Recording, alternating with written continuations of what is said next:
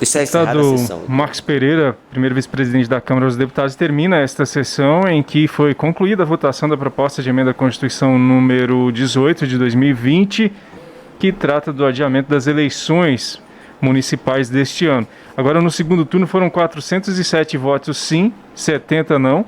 No primeiro turno, os deputados que foram favoráveis foram os 402 e 90 contrários. Lembrando que para aprovar uma proposta de emenda à Constituição, são necessários 308 votos no primeiro turno, 308 votos sim no segundo turno também, e tem os votos do Senado. Essa PEC começou pelo Senado, essa proposta de emenda à Constituição, e lá no Senado, no primeiro turno, foram 67 votos favoráveis, 8 contrários, e no segundo turno foram 64 votos sim e 7 contrários. Lá são necessários 49 sim nos dois turnos para que uma proposta de emenda à Constituição seja aprovada. A gente observa que é quase unânime, né, o apoio. É um tema polêmico que trata de eleições, e eleições são uma das instituições mais importantes da democracia.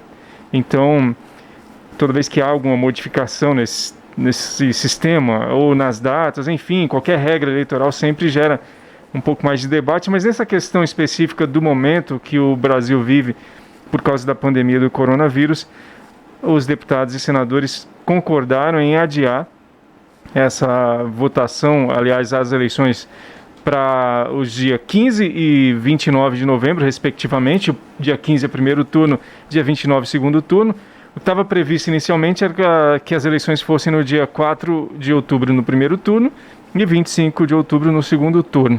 Agora, com essa mudança, os municípios vão ter os dias diferentes, mudados então para o dia 15 e para o dia 29 de novembro. Lembrando que as outras datas referentes a esse processo eleitoral continuam como antes, elas não são modificadas. Por exemplo, a partir de 11 de agosto não terá propaganda partidária, de 31 de agosto a 16 de setembro tem as escolhas dos candidatos pelos partidos e também outras deliberações relacionadas às eleições. Até dia 26 de setembro tem o prazo para que partidos e coligações solicitem à Justiça registro dos candidatos. 26 de setembro, convocação pela Justiça Eleitoral dos partidos e dos representantes das emissoras de televisão para elaborar plano de mídia. 27 de setembro, início da propaganda eleitoral, inclusive na internet.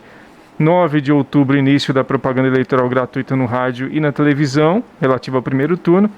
27 de outubro, divulgação pelos partidos, coligações e candidatos de relatório discriminando as transferências do fundo partidário, os recursos recebidos e os gastos. Dia 15 de novembro, eleição então no primeiro turno.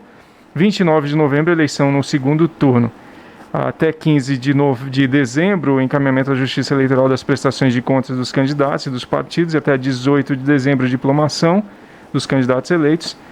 E no caso de novas datas, no caso de as condições sanitárias não permitirem as eleições municipais, elas vão ser restabelecidas por um decreto legislativo do Congresso Nacional. Isso foi por causa de uma emenda que retirou o parágrafo 4º do artigo 1º desta proposta de emenda à Constituição, que previa que o Tribunal Superior Eleitoral ia determinar novas eleições. Imagina assim que o município não tenha condição nesses dias que foram previstos, né, dia 15 de novembro e dia 29.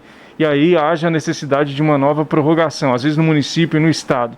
Exatamente por causa dessa questão, houve até uma emenda de redação votada aqui no final da votação do primeiro turno, que incluía a questão dos municípios, porque estava antes a previsão de que, no caso dos estados, fosse por decreto legislativo, no caso dos municípios, fosse decisão do Tribunal Superior Eleitoral. Agora tudo vai ficar por conta de um decreto legislativo do Congresso Nacional. Então, se caso houver necessidade de um adiamento, a data limite para adiar além desses que já foi, desses dias mudados, que foram para os dias 15 e o dia 29 de novembro, há a possibilidade de, caso de alguma cidade ou algum estado não tiver condições, para que haja mudança até o dia 27 de dezembro, que é uma data como limite, e nesse caso o Congresso que vai aprovar um decreto legislativo para essa nova data ou as novas datas que forem necessárias eventualmente para mudança dessas datas que foram previstas agora pela PEC. Lembrando que o presidente Rodrigo Maia disse que o presidente do Congresso,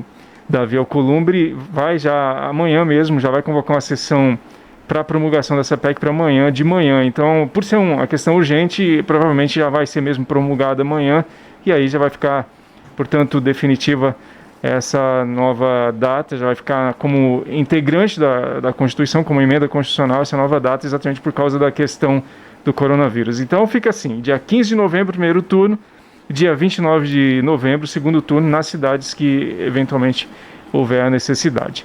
Você vai ter mais informações aqui nos nossos noticiários, pela rádio, pela TV Câmara e também na internet, na agência Câmara, www.câmara.leg.br/notícias. Você tem acesso a todos os detalhes dessas votações. Você pode ver, inclusive, a proposta de emenda à Constituição inteira para você ficar bem por dentro de cada ponto do que os deputados, senadores e senadoras e deputadas votaram em relação a essa emenda à Constituição. Muito obrigado por sua audiência e até a próxima.